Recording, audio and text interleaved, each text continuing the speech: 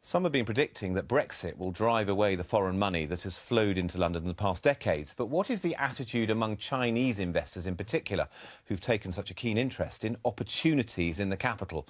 Andrew Cryan reports. Since the summit, the 60% of Londoners who voted to remain have had plenty to grumble about. A spike in racist attacks, a collapsing pound, uncertainty about the future.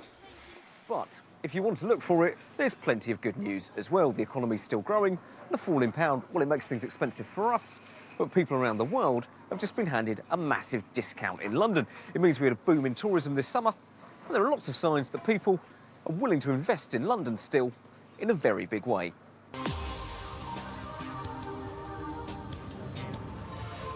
$30,000 jobs are set to be created just across the water from City Airport in the Royal Albert Docks, a new Chinese-owned financial centre. Designed as an Asian business hub, it covers a 35-acre site, roughly 20 football pitches.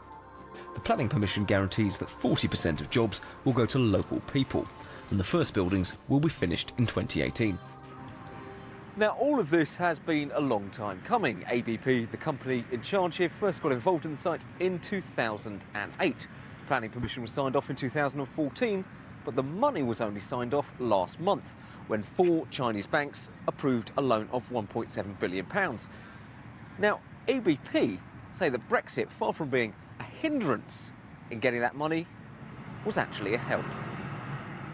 Chinese, all the Asian, and in fact, the Asian world, seeing post-Brexit is now finally come is a very good idea for Britain.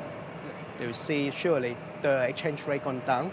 Suddenly, it is 10% discount on most of the purchase, and make them more interesting on investing into London, especially into real estate, but also surely to expand their business in London. We are always happy when business is doing good, and I see that UK are doing good business.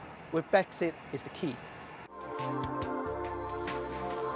The local MP is the Remainer Stephen Timms, who says he had been worried for the future of the site.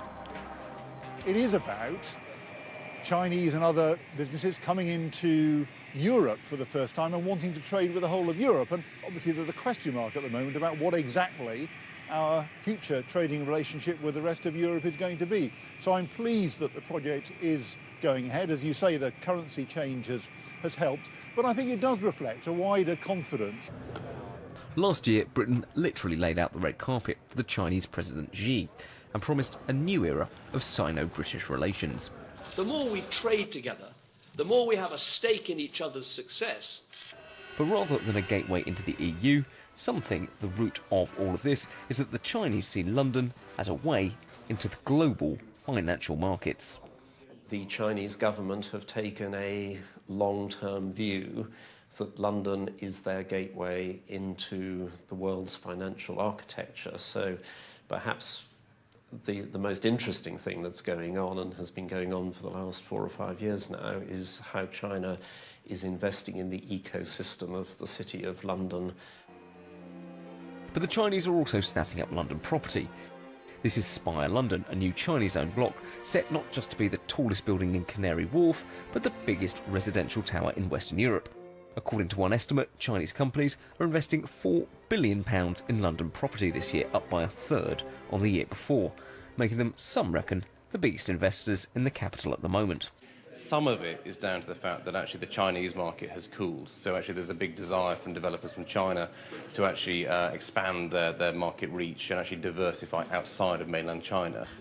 Last summer, the Chinese stock market crashed. Some property is proving hard to sell, and putting your money into London still looks like a safe bet. Perhaps the question is for how long?